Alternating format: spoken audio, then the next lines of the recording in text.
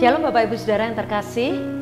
Puji Tuhan, hari ini sukacita buat kita bersama-sama diberikan kesempatan untuk merenungkan kebenaran firman Tuhan.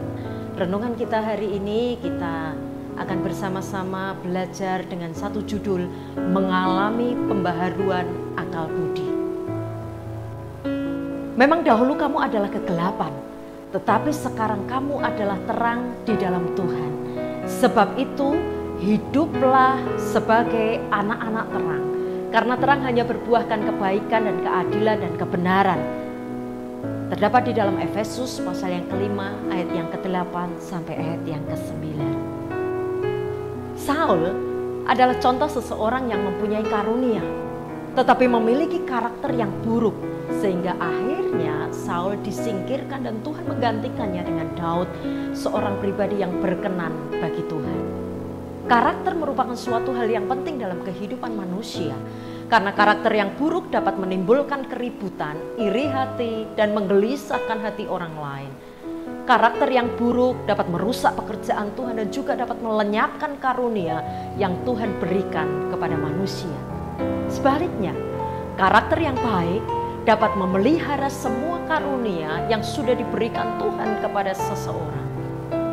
Ayat renungan kita hari ini mengingatkan kita bahwa kita harus hidup tidak lagi seperti orang-orang yang tidak mengenal Allah, yang terus berbuat dosa.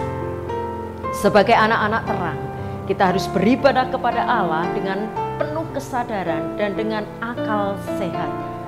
Kita harus memenuhi akal budi dan pikiran kita dengan kebenaran dari Allah, karena akal budi yang terus-menerus diperbaharui dalam Tuhan akan membentuk karakter yang baik dalam hidup kita. Akal budi terus diperbaharui akan membuat kita dapat mengerti mana yang merupakan kehendak Allah, apa yang baik dan yang berkenan bagi Allah dan yang sempurna.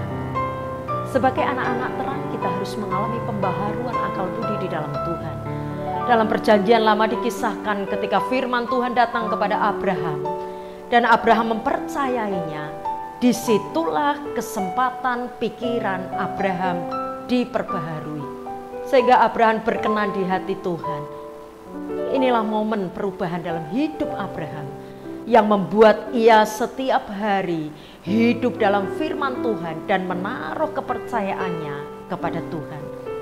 Sama seperti Abraham dan Daud yang diubahkan Tuhan, mari kita juga mengalami perubahan hidup, di mana kita mengalami pembaharuan dalam akal budi kita, sehingga kita dapat menjadi pribadi yang bergaul karib dengan firman Tuhan dan menyenangkan hati Tuhan.